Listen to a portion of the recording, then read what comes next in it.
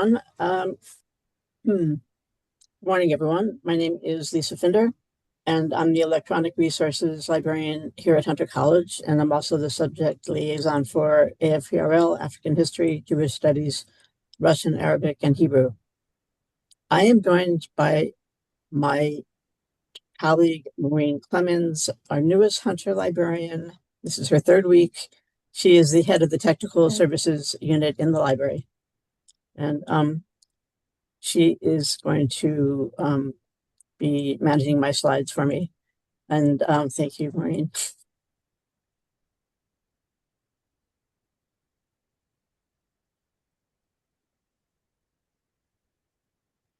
Can you see that, everyone? Oh, Okay, great. looks good to me. Lisa? Yeah. Okay, great. Okay, great. Thanks.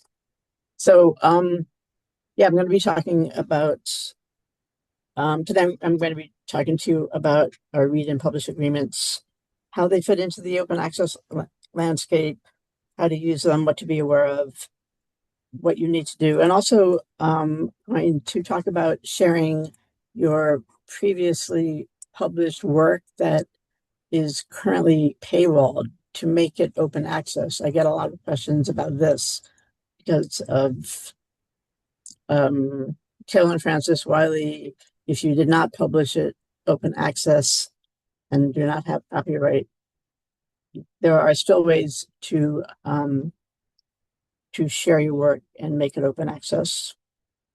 And I will also talk about a useful tool for getting information about journal policies on open access publishing. It's called JISC.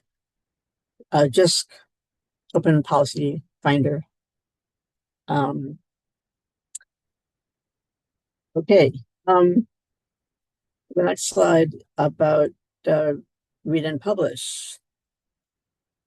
Okay, read and publish is not necessarily it might not sound like what it is.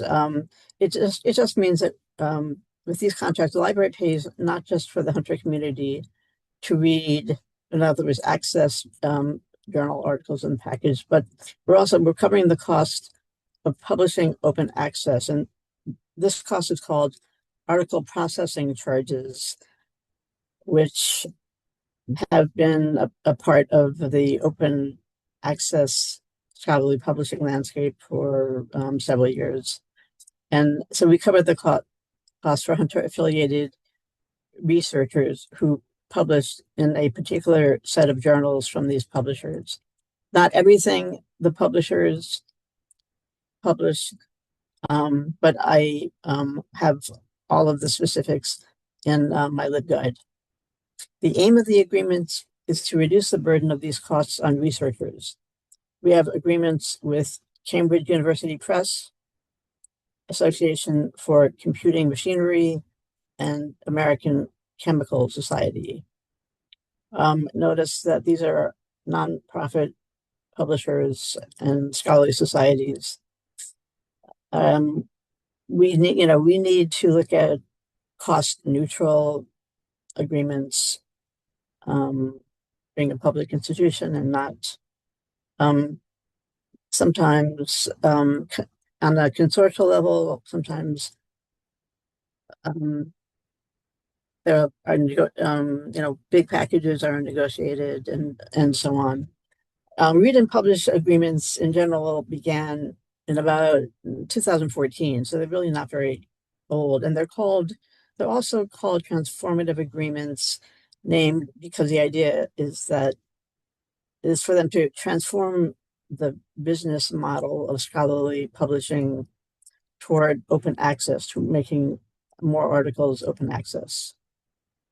With the read and publish agreements, two important things I'll mention is that if you are publishing, if there is more than one author, if there are co-authors, the corresponding author must be affiliated with Hunter and must use the Hunter email address for submitting the article and corresponding with the publisher and the editor and so on.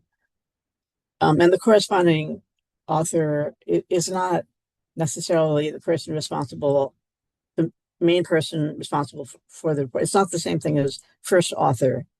It's the certain duties.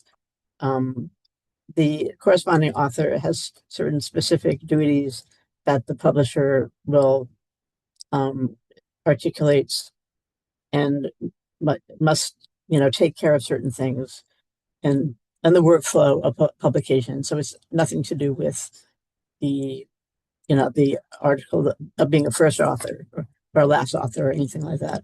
So it's a corresponding author, and that is in like in all of our read and publish agreements. Um, so the next slide is open access. What does open access mean? Well, simply open access means that anyone, anywhere can read your scholarly article online for free. It's about access to the research, not necessarily by giving up copyright or making every use of the work unrestricted. And it's putting ideas and, open access ensures that anyone can access and use these results to turn ideas into industries and breakthrough into better lives. So, yeah.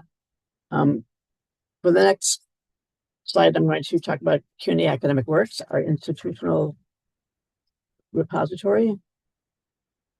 And this is our open access repository. I'd like to encourage everyone to deposit your work in CUNY Academic Works. One of my colleagues, Iris Finkel, is the Academic Works coordinator for Hunter, and she can help you with anything in terms of CUNY Academic Works and submitting your work. You can deposit, not everything has to be published. You can deposit creative writing, pedagogical work, presentations, published articles, professional blogs, and more. So it's a great way to share your work, and and it has a big impact. People all over the globe can access it, and it's really great. For the next slide is depositing previously published work. So I do get questions about someone published in a hybrid journal, but their work is paywalled. They did not pay the article processing charge. Article processing charges can be from 500 to 12,000 and more. So, and we don't have agreements with a lot of publishers. We don't have Taylor and Francis or Wiley. So what you need to do is check what version you can submit, what the embargo period is, and you can submit the version that's allowed and put in the embargo period on the form, and thus the system will automatically make that work available at the proper time. So it works really well. Some publishers only allow you to post the accepted manuscript.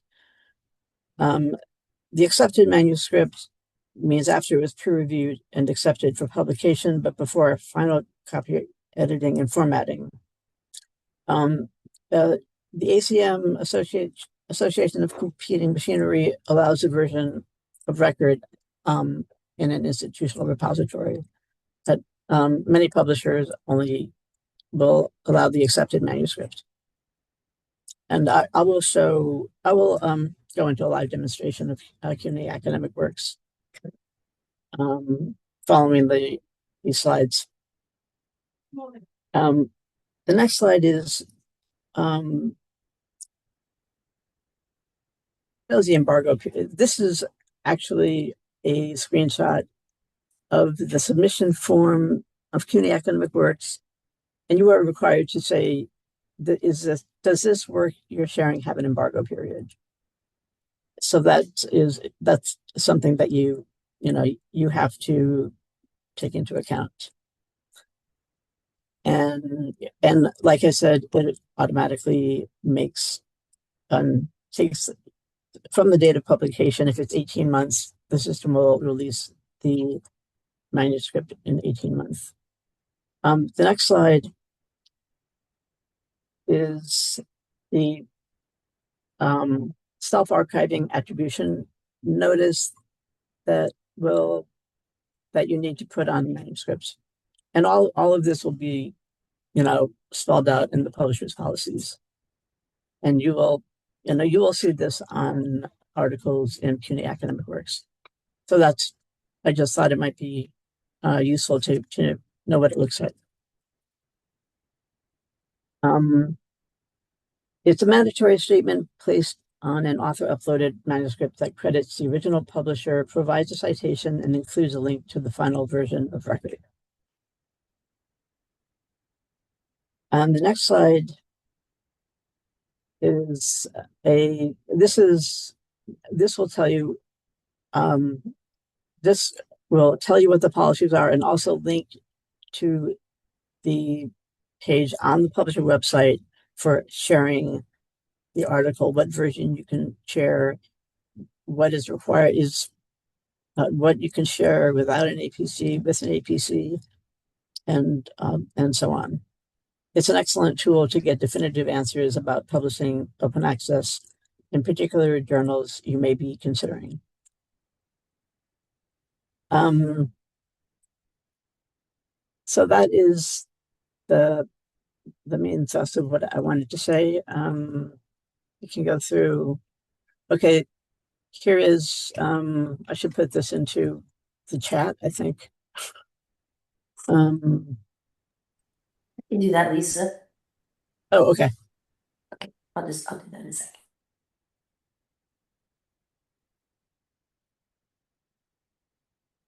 So this guide will show you exactly what is in the publisher agreements, what journals are included, what journals are included in these agreements, and what's required, and all that sort of thing. And let's see, the next slide is, okay, this is just a photo I like of the campus and Audre Lorde street sign. Okay, I'm going to actually share my screen because I just want to show a couple of records of CUNY Academic Works, if that's okay, and of interest. Okay. Did I stop sharing? Have I stopped sharing? Or am I still sharing? Okay, great.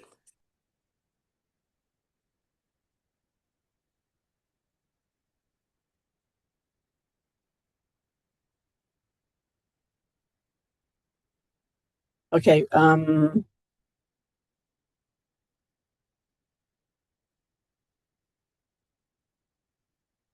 Let me try that again.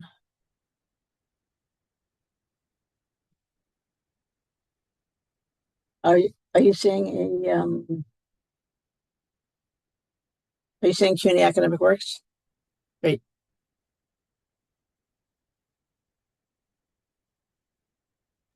Can you see that? Okay. Yes.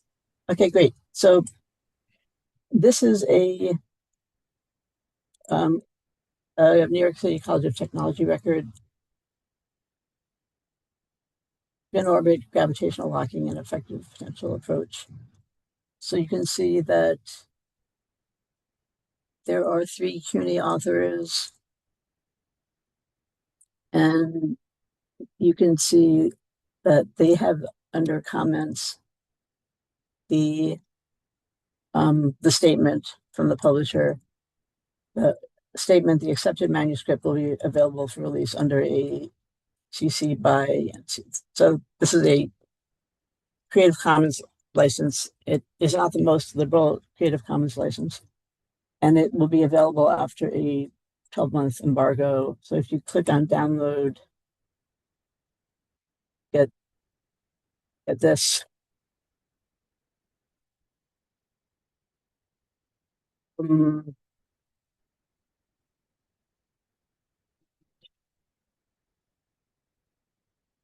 going to share just one more.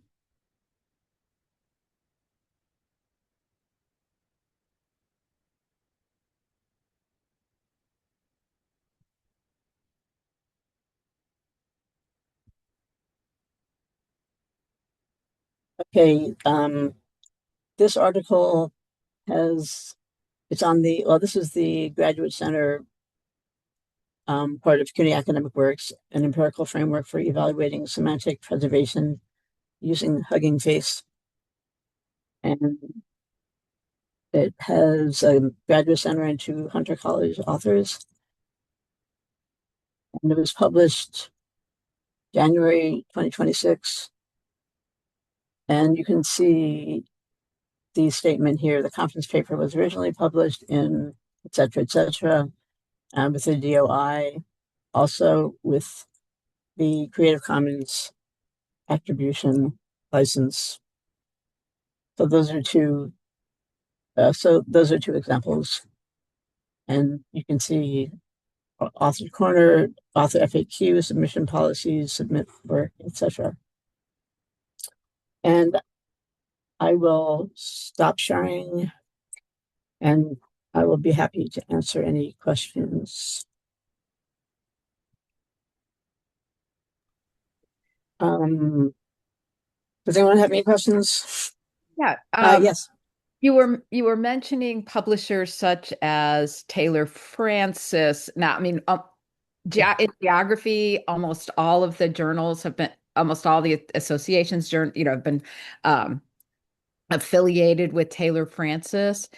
So if we're publishing through one of those big publishers, Taylor Francis, Sage, um, uh, how do they allow it, or what you were saying, you were like making side comments about except for, so how does it work for publishers, journals that are published by Taylor Francis and the other big corporate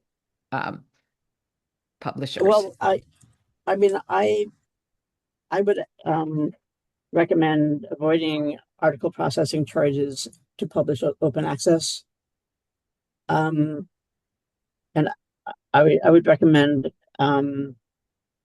submitting the version that you're allowed to submit, which is usually the accepted manuscript, and putting in an embargo period. So Taylor and Francis has an 18-month embargo period.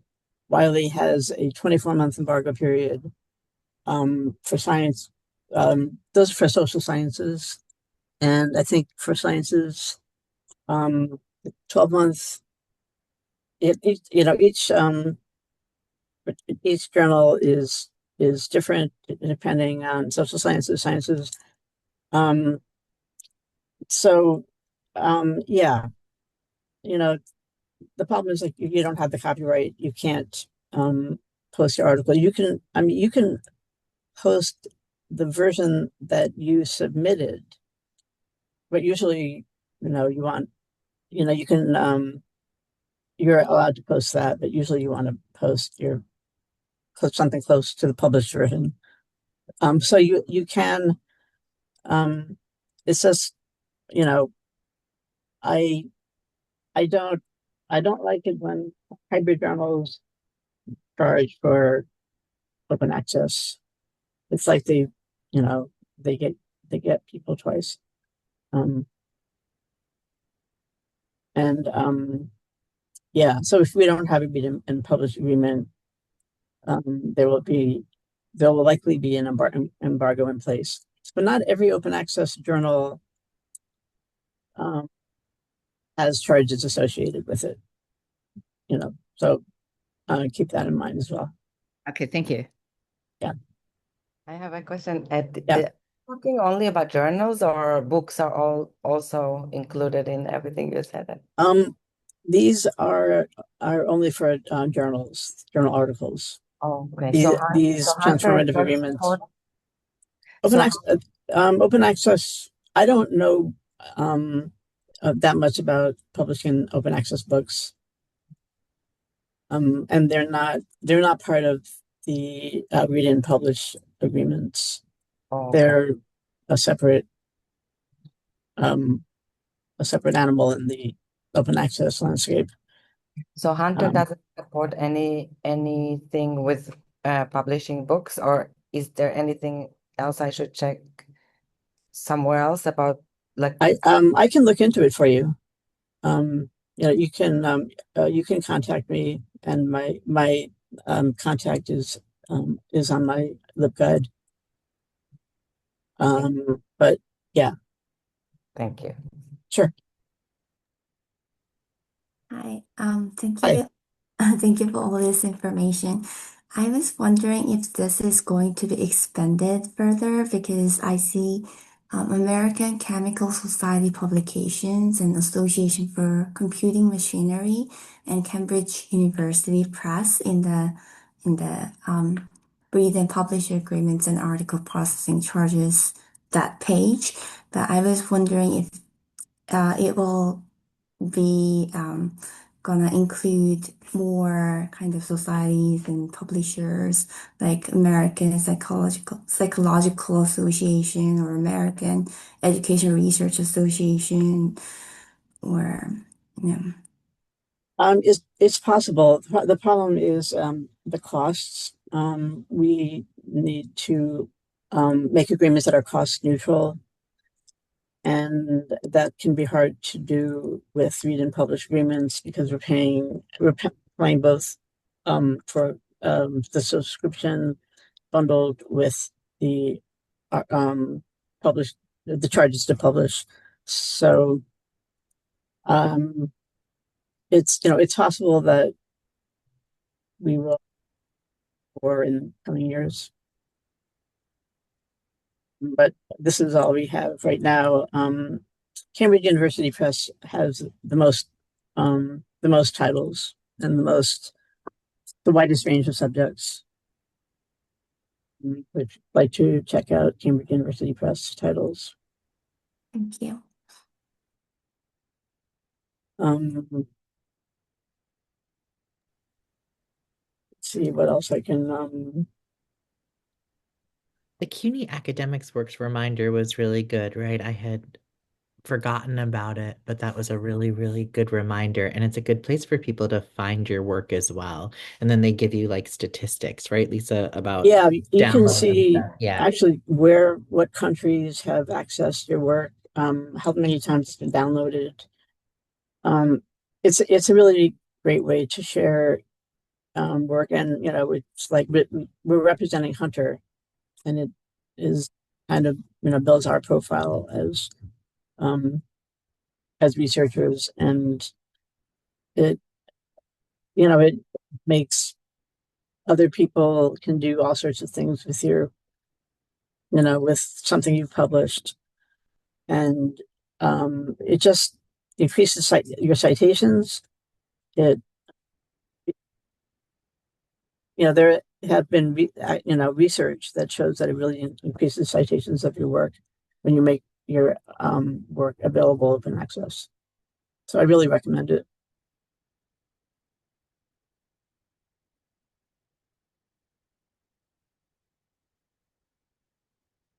Um, and if you um, if you have questions about um, academic works or publishing open access, and how well you have this art, you publish this article, and it's paywalled, and you want to share it, you can ask me. You can feel free to contact me.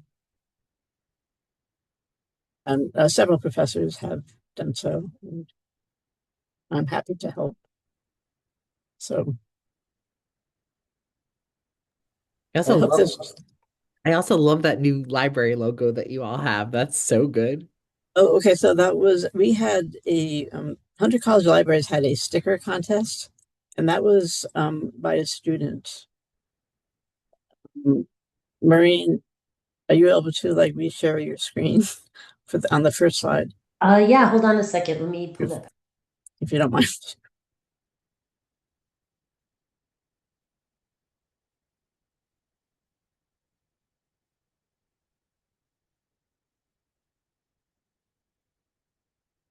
Just such a fun logo. I love it. Yeah, it's really great. Yeah, so that's the logo. It's right, a sticker. Yeah, it's a lot of fun. So very creative students. Your college students are great.